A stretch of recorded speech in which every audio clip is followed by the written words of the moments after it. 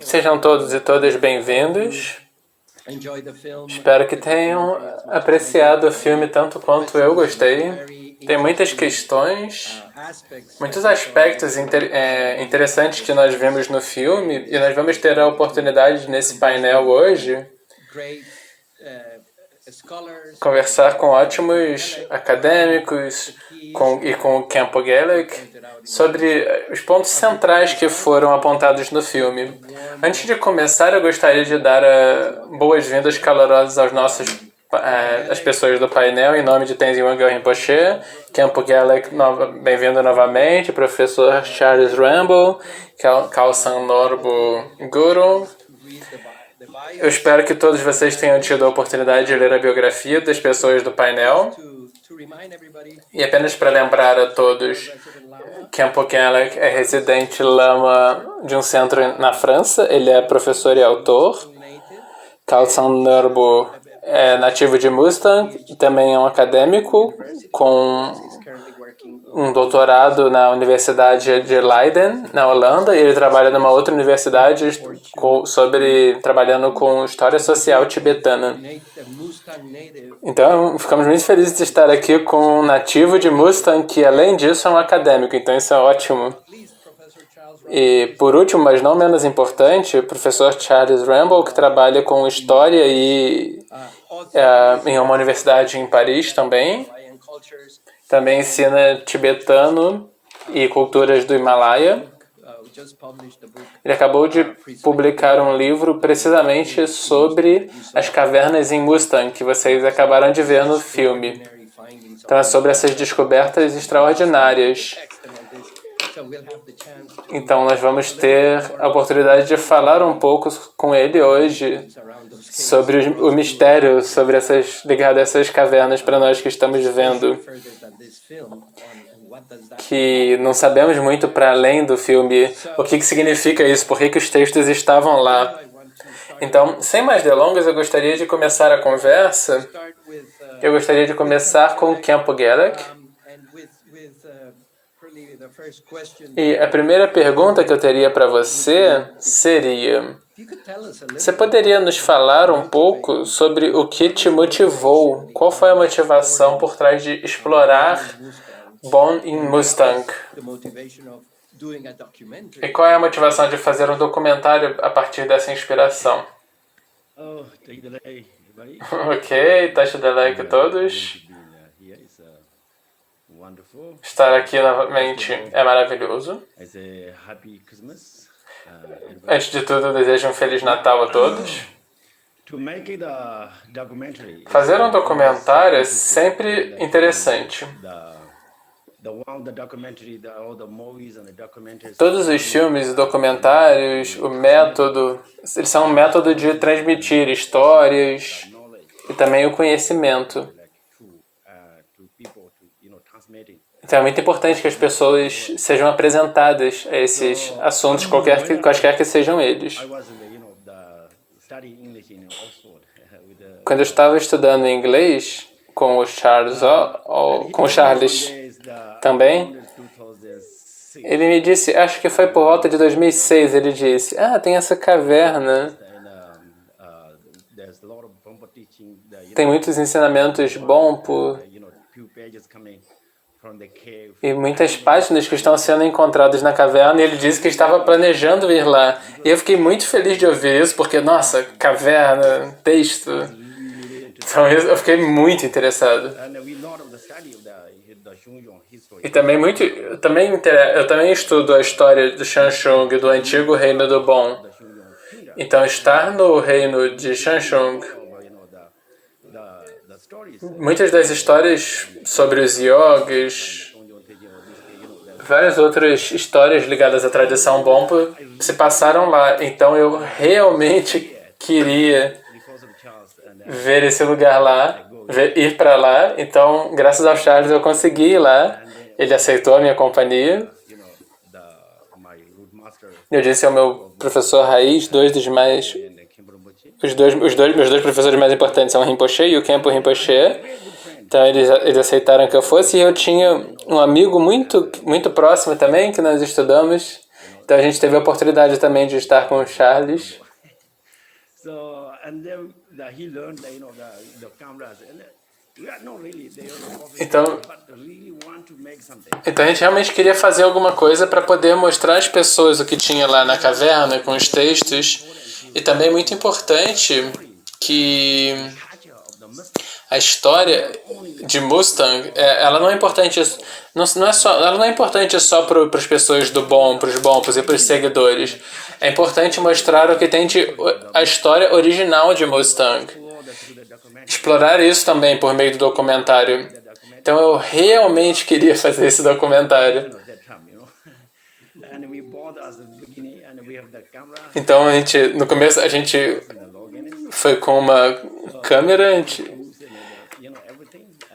e ele que tinha o Charles que tinha todas as ferramentas, então o Kempo me trouxe uma câmera também. O principal motivo, a principal motivação foi mostrar às pessoas de Mustang.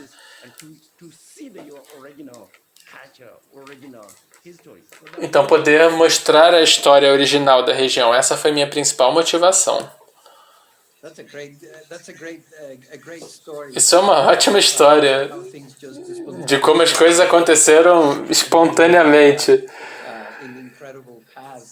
De vocês, é muito interessante isso sobre os caminhos incríveis que a vida nos leva, né?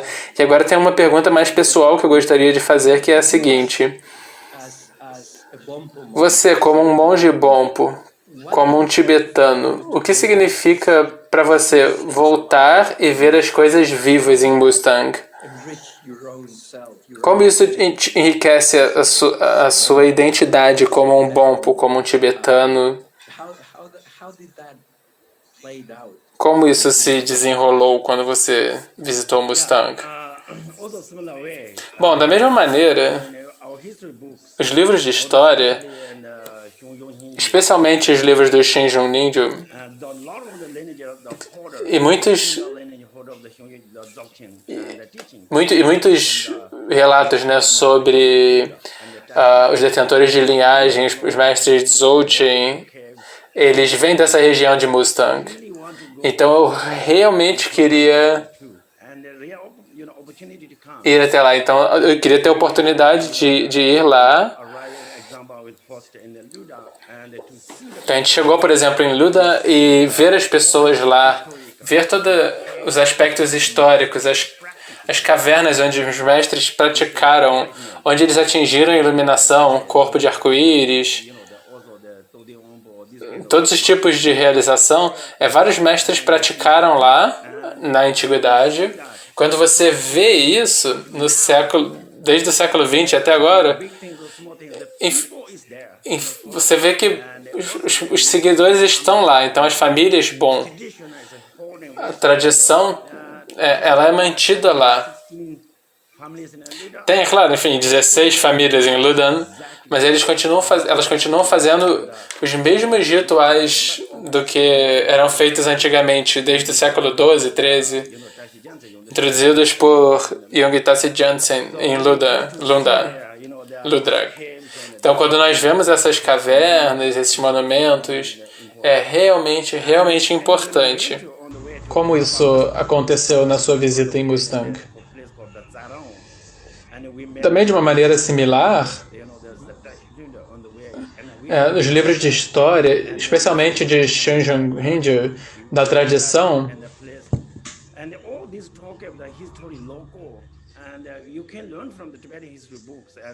e a linhagem de Dzogchen especialmente vem daquela região ali. Então, esse mestre, eu não entendi o nome, desculpem, esse mestre Dzogchen, ele praticava nessas cavernas. Então a gente tinha essa oportunidade de ir lá. Então a gente chegou primeiro em Luda e ver as pessoas lá. Ver todas essas cavernas históricas onde os mestres praticaram, onde eles atingiram a iluminação, ou o corpo de arco-íris, Tashi Jansen e outros também. Outros mestres praticaram lá, nos tempos antigos. Então, quando você vê isso, desde o século XII até agora, Mas assim, as pessoas estão lá, os seguidores estão lá, e também famílias de bom. A tradição como um todo, eles estão lá. Então acho que tinha 16 famílias em Ludak, e eles estavam lá, continuaram fazendo os mesmos rituais, exatamente que, não todos, mas quase todos os rituais que são feitos desde o século XII, introduzidos por Tasha Jansen e outros. Então quando você vai ver lá nessa caverna, esses monumentos, então é realmente muito importante. E aí quando nós vamos até lá, na parte superior de Mustang, no caminho tem esse lugar chamado História, tibetanos e Então você pode aprender dos livros de história tibetanos e dos reis e dos mestres, da conexão entre reis e mestres, mas eles estão lá fazendo exatamente isso nos templos. E eles continuam lá fazendo a performance das tradições até hoje. Então, ver é uma coisa, porque é uma coisa que não está lá nos livros de história. Você pode ir lá e ver as pessoas, ver as coisas acontecendo lá. Então, quando nós chegamos lá em Mustang,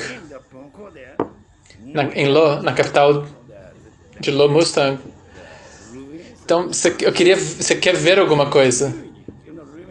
Então, o principal foco era ir lá e ver a caderna e ver os textos. E aí, imediatamente, você ouve muitas coisas. Naquele momento, nós encontramos esse homem local, esse monge do monastério. E aí ele falou de todas as ruínas das vilas, dos monastérios, e as cavernas, as estupas. E foi realmente importante ver, antes do budismo tibetano chegar lá, como o bom funcionava lá naquelas áreas. E depois da introdução do budismo, como eles mudaram a cultura, a tradição. Então essas ruínas, as cavernas, poder vê-las, ver como era complexo, como eles estavam falando de compaixão e de tudo mais. Mas ver também que muitas mudanças aconteceram, realmente me entristeceram, causaram uma dor muito grande. Ao mesmo tempo, ver lá, nas ruínas, por exemplo, esse monge antigo falou, tem um... E aí, claro, nos nomes tinha um nome lá, eu não sabia o que era. Era uma caverna, eram ruínas, monastérios, e aí tinha... Ele apontou na direção. E imediatamente eu quero ver como é que é lá. Então as duas coisas, são sentimentos misturados. Por outro lado, muito triste. E aí, é claro, refletindo sobre os ensinamentos dos Rinpoches e a realidade da impermanência. E por outro lado, ir lá dentro e ver essas coisas.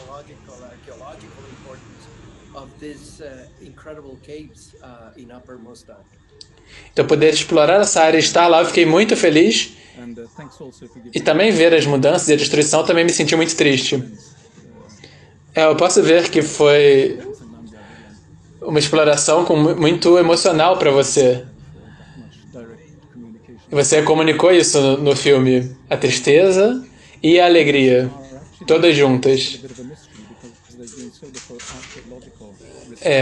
Então a descoberta da dor e dos conflitos. Eu ia te perguntar qual foi a sua experiência mais emocional, mas você leu minha mente e já respondeu essa pergunta.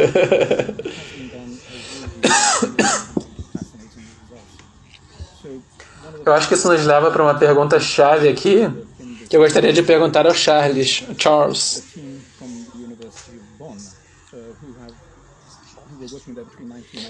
Então lá você ficou com essa... Me ficou esse grande ponto de interrogação. Qual é o ponto dessas cavernas? Qual é a importância dessas cavernas? Então a minha pergunta para Charles seria... Eu mencionei, no começo, ele acabou de publicar o livro sobre esse assunto. Você poderia nos ensinar um pouco mais sobre a importância histórica, arqueológica dessas cavernas incríveis na parte superior de Mustang? Muito obrigado, Santiago. Obrigado a vocês por me darem a oportunidade de ver os meus antigos amigos, Campo Geleg e Kansag Norbo again, novamente.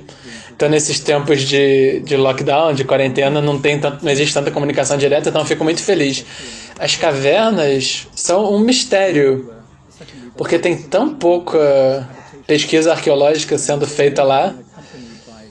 Um dos motivos é a inacessibilidade do lugar, inacessibilidade física. Mas algum trabalho foi feito e o trabalho que já fez gerou resultados fascinantes. Um dos arqueólogas que estava trabalhando no lugar era uma equipe da Universidade de Bonn, que estava trabalhando lá desde 1992 até 97, principalmente no sul de Mustang, um lugar que era mais acessível sem precisar de permissões especiais, nada disso. E eles publicaram as descobertas muitos anos depois. Eu vou mostrar o livro para vocês. É um tomo pesado. Está todo em alemão. Tem um resumo em inglês no último capítulo. Então, eu vou colocar isso em contexto. Esse foi um estudo de uma ou duas cavernas de Mustang. E há literalmente milhares, talvez 10 mil, ninguém nunca contou. 10 mil ou mais, talvez. Então, isso dá uma ideia do quão pouco trabalho foi feito no aspecto arqueológico. Uma das descobertas dessas explorações é que, primeiro, as cavernas são velhas, e segundo, elas foram construídas originalmente como moradias. Elas podem ter sido ocupadas por moradias na base onde as cavernas foram feitas, nas regiões de base ali. Então havia essas pedras conglomeradas, materiais sedimentares. Era relativamente fácil de fazer cavernas lá. Ele não era tão duro o material da região. A matéria-prima ali das montanhas.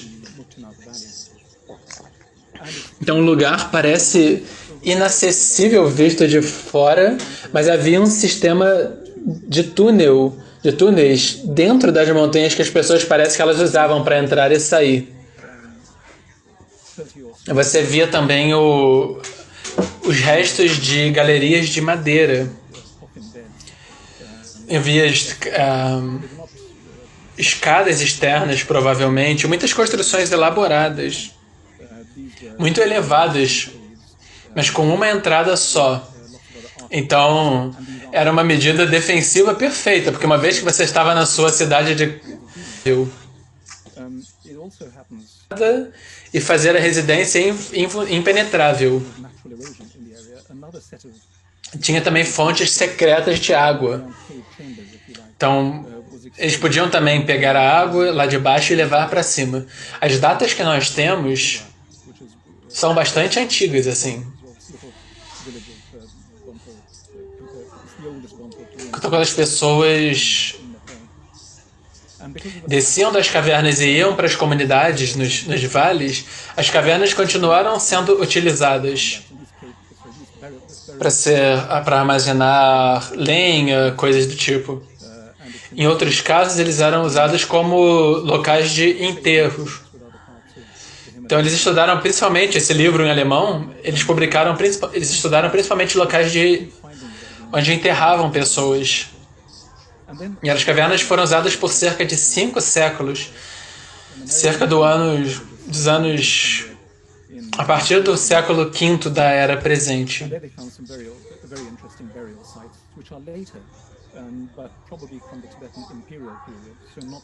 Então, parece que eles encontraram cerca de 13 esqueletos.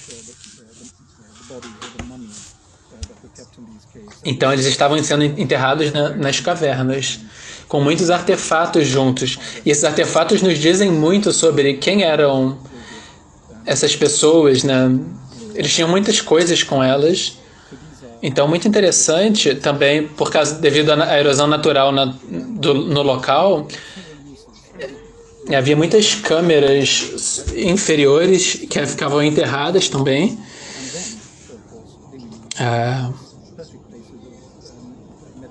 Que estavam nesses lugares de Ludra, que nós vimos no filme, que é uma comunidade Bompo que estava no Nepal.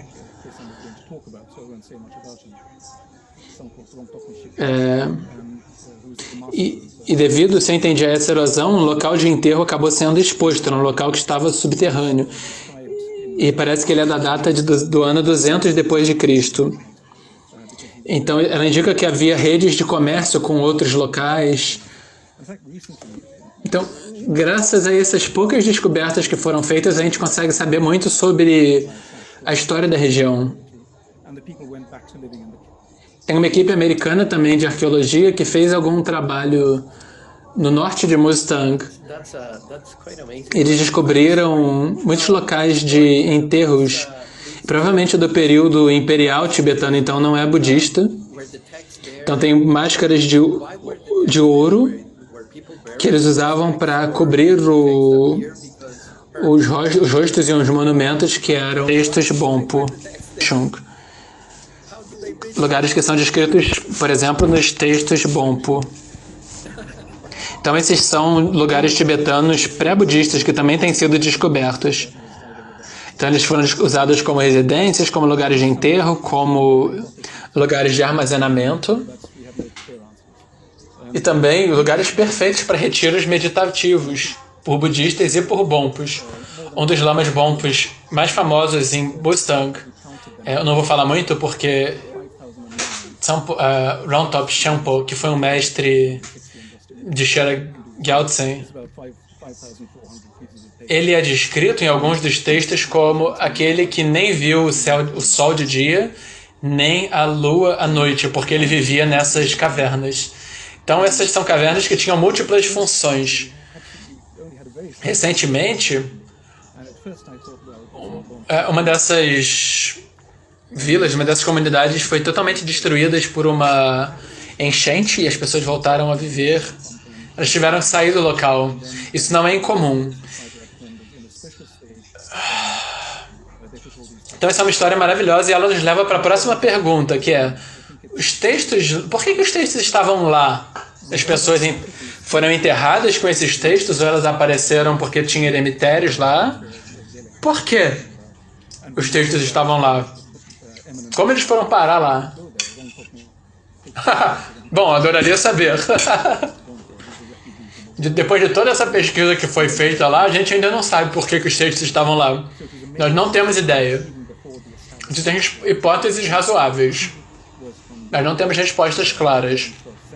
Eu pensava originalmente... Por quê? Porque tem mais de 500 fólios. Nós contamos depois. Cerca de 500 deles já estão online, mais 3.600. Já vou te falar desses 3.600 em breve.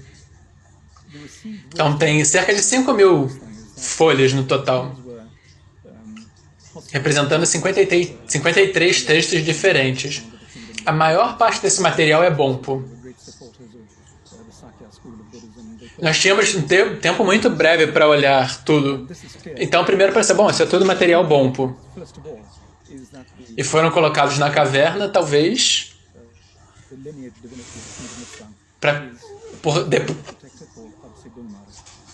Então eles devem ter sido guardados na caverna porque depois que o budismo dominou a região, os Bompos devem ter guardado os textos lá. Mas eu não acho mais que é o caso. Eu acho que é mais complexo do que isso. A gente sabe que muitos desses textos são de Bomkor, esse lugar maravilhoso que o Gelek estava falando sobre. E a gente sabe que lamas Bon eminentes foram lá. A gente sabe que o primeiro lama Bompo, que foi no Tibete, por exemplo, ele foi refugiado lá e depois ele foi meditar nas cavernas. Então era um acampamento maravilhoso, uma vila maravilhosa que floresceu bastante. Então Então isso é cerca de 300, 400 anos antes da comunidade se estabelecer, do Lobon. A sabedoria recebida sobre Mustang é que os reis eram hostis ao budismo. Depois de Amipal veio e fundou o reino, e tinha muitos apoiadores do Sakya, do budismo, e perseguiram o Bon e Kula. Por alguns motivos. Primeiro, o que se chama de Kula, a linhagem dos reis de Mustang. Ele foi protegido de... Eles foram apoiados por reis... Desculpe, eu não entendi, desculpa. E as primeiras pessoas escreviam sem ter nenhuma vergonha de que havia um apoio mútuo entre budistas e bom, depois aconteceram conflitos, mas não inicialmente. Eu só perdi os detalhes, desculpem. Uma das coisas mais importantes desses textos é que não é tanto o conteúdo, o que a gente poderia chamar de... Então tem o colofão, por exemplo, no final, que descreve por que o texto foi escrito, quem escreveu, para quem foi escrito, ou em alguns casos a dedicação. É como o colofão, mas vem no começo. E aqui o escrivão diz, bom, estou aqui sentando em tal lugar, graças ao apoio de tal e tal pessoa, dos patreões, graças ao patrocínio de alguém. Então a gente tem alguns desses e eles são muito valiosos. Porque um dos principais textos quanto aos volumes é o Kambye do Bon, que corresponde ao Prajnaparamita budista em 16 volumes. Então é um trabalho maravilhoso e ocupa a maior parte do que havia na caverna, em termos de volume. E a gente tem o colofão desse material e a gente vê por ele que era alguém de Dolpo que escreveu esse texto em Bonkorn. E a primeira pessoa que ele elogia era o rei de Mustang, que ele louva, alguém chamado Zampo. Esse rei budista, ele não estaria sendo louvado se ele fosse hostil ao Bon. Tem outro colofão que louva Tashigan, que é o próximo rei. Então os reis eram apoiadores ativos do Bon. Uma pequena casa perto do palácio é uma casa de uma família chamada Danson, que pertence a Jaragon, ao clã Jaragon, que foram grandes apoiadores do Bon, grandes patrocinadores do Bon.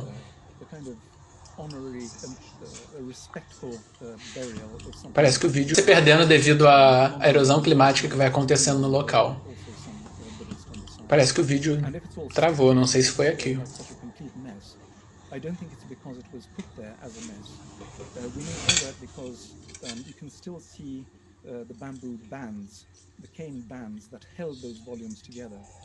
Parece que nós perdemos a conexão, o Santiago diz.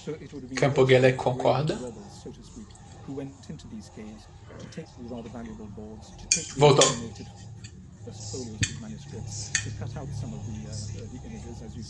Ele está falando de alguém que foi enterrado da mesma maneira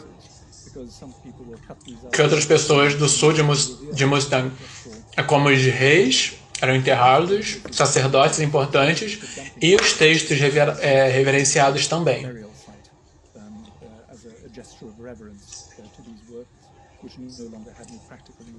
Então o que a gente vê ali pelos textos é que o Bon era reverenciado. Isso tudo está espalhado. Se você olhar, parece que é uma bagunça completa. Mas eu não acho que foi colocado lá de uma forma bagunçada. Eu acho que você consegue ver que o material que mantinha esses volumes juntos. Então parece que depois que roubaram as pessoas parece que muito depois entraram e roubaram o material. Roubaram não, desculpa, eu falei errado.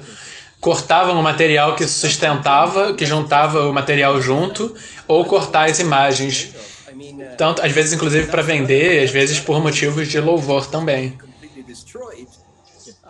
Well, it just so happens that the person with whom I did this book, actually there were several contributors. Mas esses textos, eles estavam... Inside, Eles eram louvados. Essa é uma história maravilhosa. one of whom is Paul Acho que a gente poderia tranquilamente ficar te ouvindo o dia inteiro sobre essas coisas. Esse é o livro. Ele saiu semana passada. called the Blue Boom. It's one of the oldest texts in the collection, because we were able to get some Então você vê a partir dos textos, datable to the 12th or 13th century, so it's actually quite old. você vê a bagunça, né, que o material tava, e a gente, de Campo Gellek está ali, Herman Weisner. com um papel muito ativo nesse processo de limpar tudo, organizar. Charles, uma pergunta. Because it's so special. Do que esses textos são feitos? In a nutshell, the main material O papel não é making Tibetan paper não é um papel comum, né? Porque ele teria sido totalmente destruído.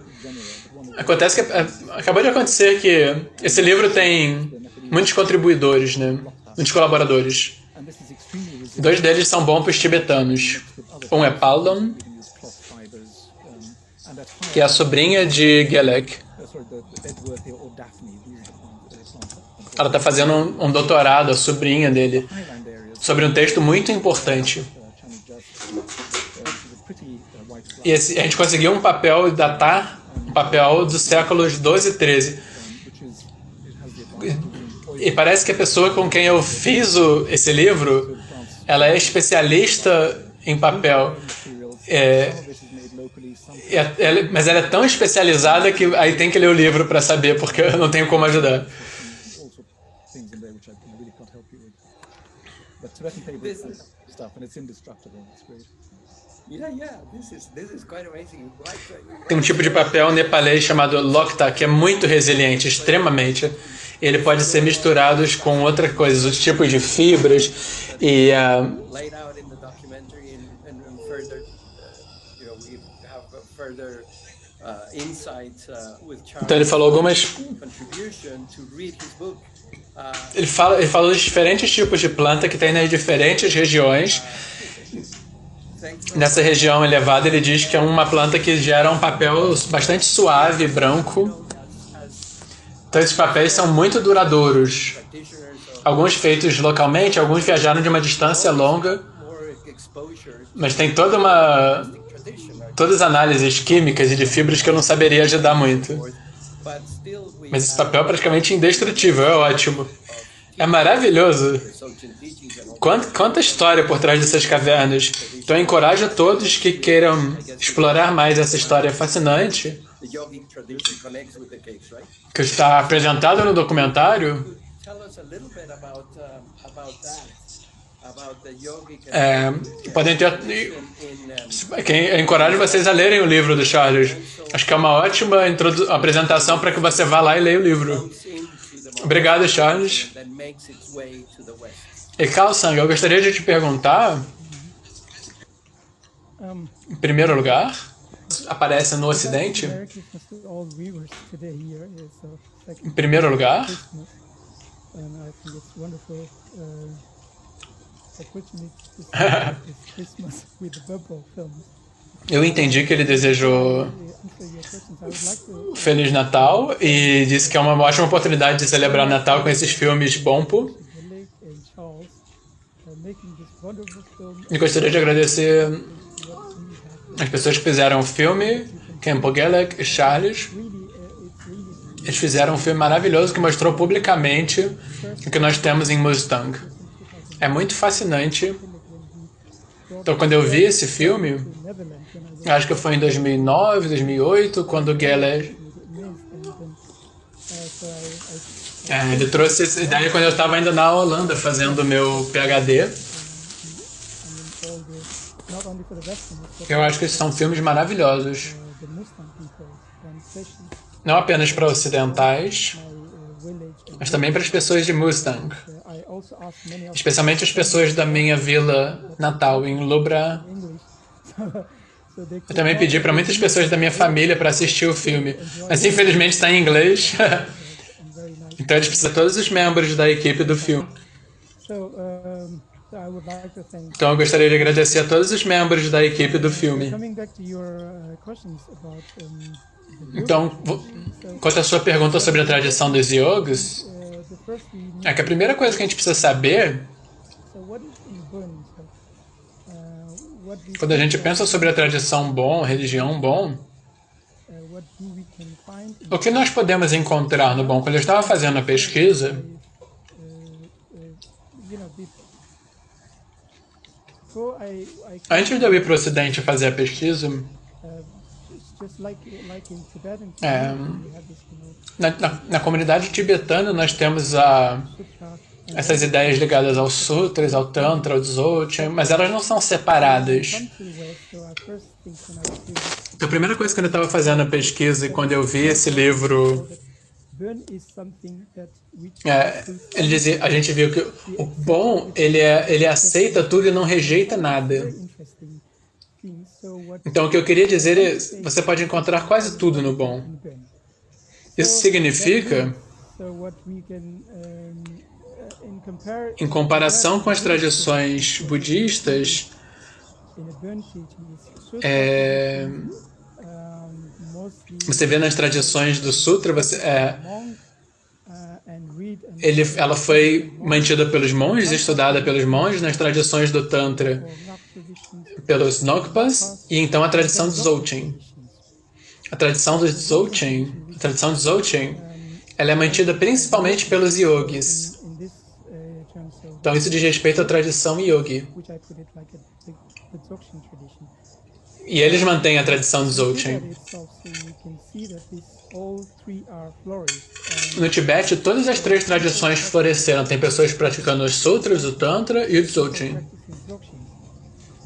But Mas se você olhar para a história how the Burn de como a prática bom, qual era o foco da prática bom no passado, so you can see mostly like you know there was a lot of você vai ver que tinha um grande foco na tradição do yogi, dos yogis, na tradição de Dzogchen. so that's why we can Por isso que você pode encontrar muitas pessoas que são were practicing yoga yogis praticando Dzogchen.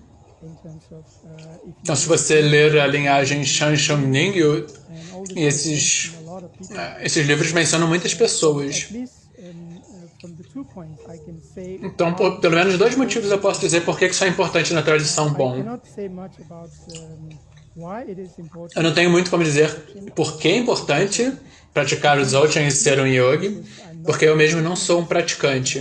Claim that is something Então não tem como eu dizer que isso seja algo ao meu alcance de dizer. Mas tem 2 questões principais sobre as quais eu posso falar e compartilhar. there that if you look at the history Se você olhar para a história das tradições monásticas, como elas foram fundadas bem no início, os monastérios Bonpo, most of them actually many of them were a maior parte deles foram fundados como eremitérios, as they started from first like que começaram primeiro em cavernas, depois pequenos templos familiares, templos privados, and where they can onde eles podiam muito silenciosamente, afastados de outras pessoas, praticar o Dzogchen. and all this so what you can say like you can become a true Então, como se diz, você pode se tornar um verdadeiro yogi se afastando da comunidade, from the monk. inclusive dos monges. Então, é assim que eles construíram os monastérios gradualmente. Slowly these temples were Os monastérios, aí então eles construíram esses locais que gradualmente se tornaram monastérios. most of the monasteries. Então, a maior parte dos monastérios no início foram estabelecidos como eremitérios, lugares para yogis.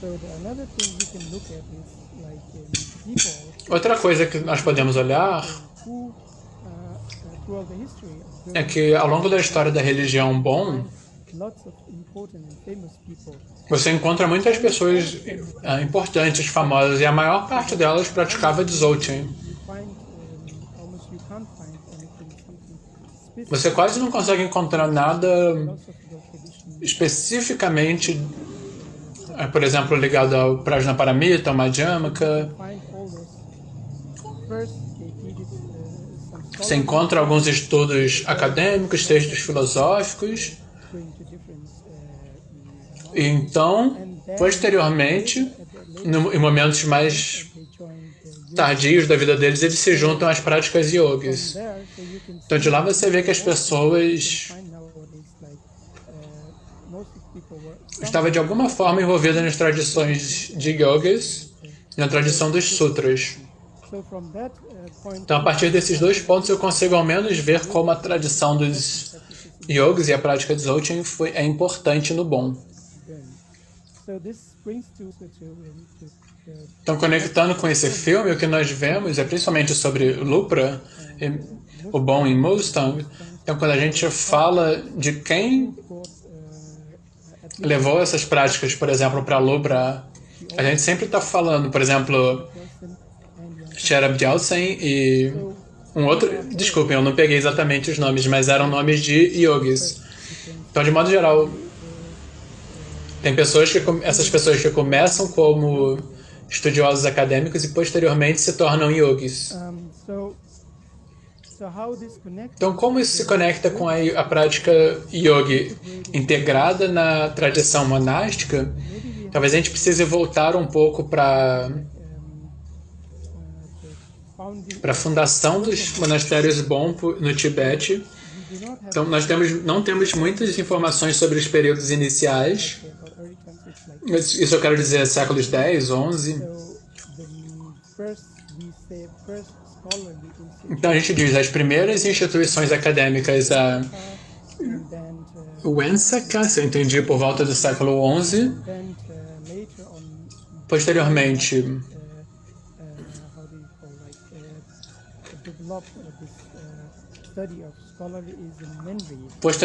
o desenvolvimento do estudo acadêmico é principalmente na tradição Manri, por volta do começo do século XV. Então, o que você vê, a tradição Sakya, a tradição Manri, então tem monges que posteriormente se tornam yogis.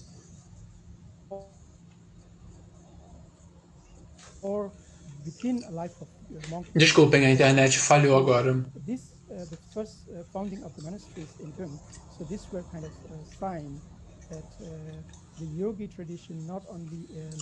Então, há indícios de que a tradição de yogis, ela não é conectada só com praticantes leigos, mas sim com pessoas que começaram como monges e mais tarde na vida passaram a fazer práticas yógicas. Então, o que nós aprendemos no veículo, 9 caminhos do Bon. Desde o primeiro veículo, primeiro, segundo e quarto veículo dizem respeito ao chamado Bon causal, que é muito afastado desses níveis mais elevados da prática de Dzogchen. Então, no meio você tem os caminhos tântricos e, posteriormente, você tem o Dzogchen. Então, você faz esse estudo de todas essas coisas. Então, o que eu gostaria de dizer é, no monastérios, quando eles estudam,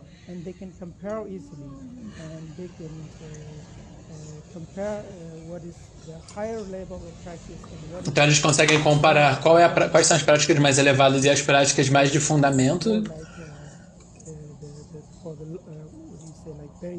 que seriam os níveis mais baixos.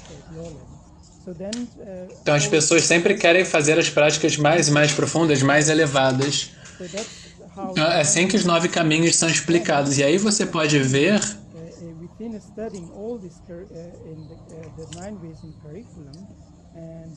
então os monges Bonpo, estudando os 9 caminhos, eles entenderam a importância do Dzogchen, para que eles possam também ir para os níveis mais profundos de compreensão da mente, da meditação. Então eles adotaram essas práticas de Dzogchen. Então, quando nós começamos com a fundação do monastério, e trazendo esse currículo acadêmico para o monastério, e aí, em estágios posteriores, nós viemos para a prática de Dzogchen. Eles foram para a prática de Dzogchen.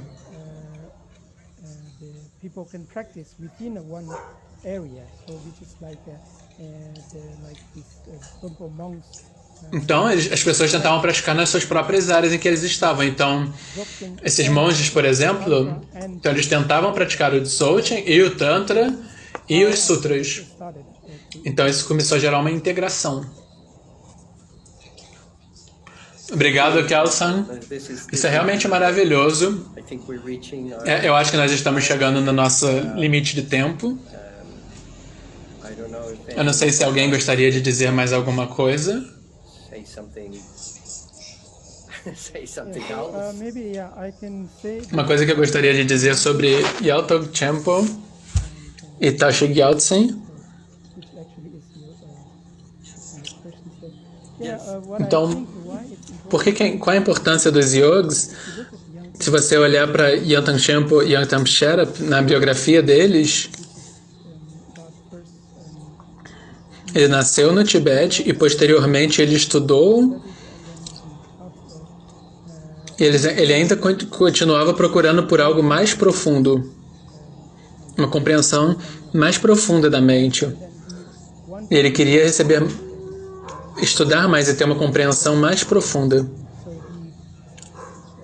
looking for Então, procurando por um professor, ele veio para Mustang. Então, isso aí é o que nós sabemos do filme e o que nós sabemos também pelas fontes.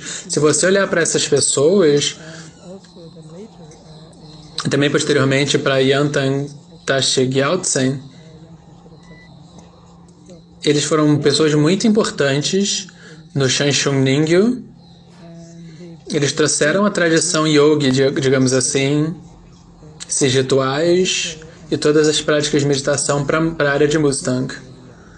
Então, o que eu gostaria de dizer when they were starting this, and I don't know if Então, quando eles estavam começando isso, eu não sei se eles estavam pensando realmente se era para o futuro, se seria um lugar maravilhoso que nós vamos, recognized by all que vai ser reconhecida por todos os praticantes de Dzogchen no Tibete, ou Mustang, Lupra, seriam lugares muito importantes.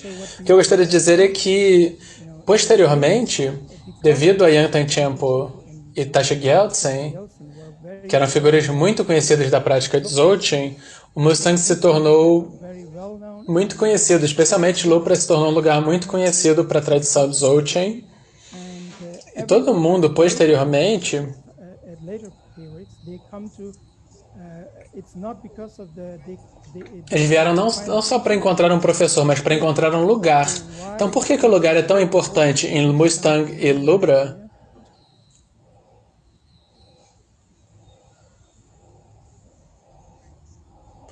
A internet falhou um pouquinho, desculpem. they come down and to still Porque você consegue ver ainda, like last até no século passado tinha pessoas ainda que vinham para Lupra e meditavam na caverna, including like what I want to say is including the 30 incluindo o segundo o abade 32º e 30º. and they were also in Eu perdi, alguns abades de Mary também iam nessa região meditar, serious praticar. at this time this is an important place. So likewise there are Também havia muitas pessoas the Karutubon que iam para esses reinos e iam para Mustang. Lama Tenzin Nyingma foi para Lopra. O meu avô grandfather actually the e materno maternal grandfather e veio para o Tibete. Todas essas pessoas, elas só por causa do lugar, where this is the a gente poderia dizer assim, que eram lugares abençoados por Yangtang, Tashi Gyaltsen e Sherpa Gyaltsen.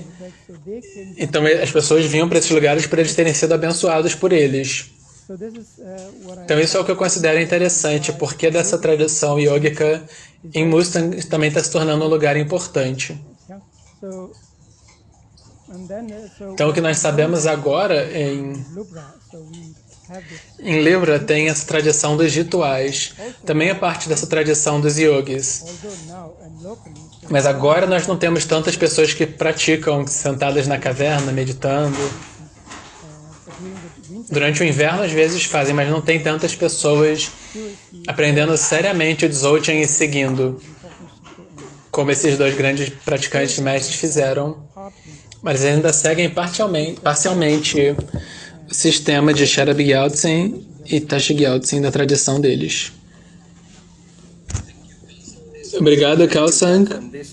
Isso foi realmente importante. E bom, infelizmente nós estamos acabando nosso tempo. mas eu acho que as pessoas que estão vendo tiveram a oportunidade de acessar os seus insights, os insights de todos vocês para entender a riqueza por trás desse documentário, para entender como que esses legados são mantidos vivos, apesar do fato de ter muitas coisas aí desconhecidas ainda a ser descobertas e aprendidas. Eu só queria falar uma coisa brevemente. Tem o documentário e o livro. Pelo que nós ouvimos das pessoas locais.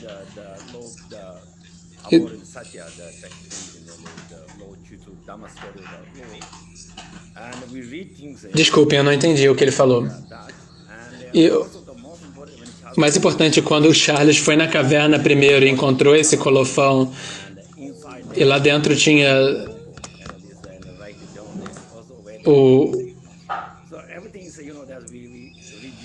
o colofão indicava que era um texto muito importante, né, escrito por alguém muito importante. Então, quando nós redescobrimos,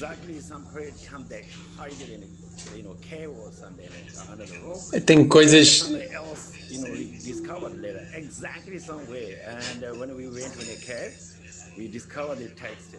Ele falou de algum texto que estava debaixo de uma caverna, de uma pedra que foi descoberta por alguém. Depois eles fizeram essa descoberta na caverna também. Então a história da região não começou quando o budismo começou em Mustang. Antes do budismo chegar lá, já havia Mustang lá. Então não importa se você segue o bom ou não, você pode descobrir a história original da região. Então, poderia dizer muitas coisas, mas essa é uma das principais coisas, de respeito à minha motivação, fazer o documentário, escrever o livro, porque posteriormente eles escreveram muitas histórias diferentes sobre o Bonpo, sobre os rituais.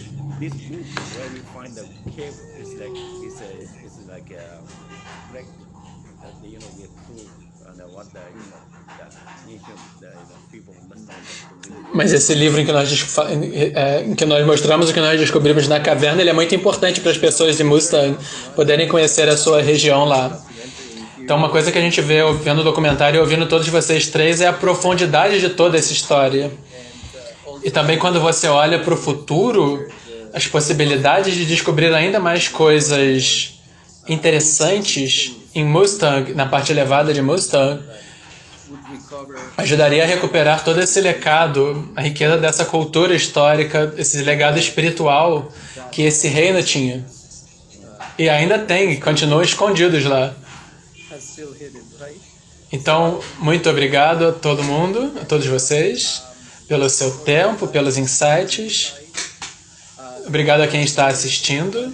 E eu gostaria de convidar a todos para a nossa exibição de amanhã. A gente vai ter o prazer de falar mais com Khenpo Gelag e com Khalsang. A gente vai ter a chance de falar mais sobre o documentário que nós vamos transmitir amanhã sobre Shanshung. Essa outra exploração que o Khenpo Gelag fez há muitos anos. Então, obrigado a todos. Então, eu convido todos a ligarem amanhã de novo para a exibição do filme. E é mais uma rodada muito interessante de conversa, para que nós possamos nos aprofundar ainda mais no que foi visto. Muito obrigado a todos e tchau.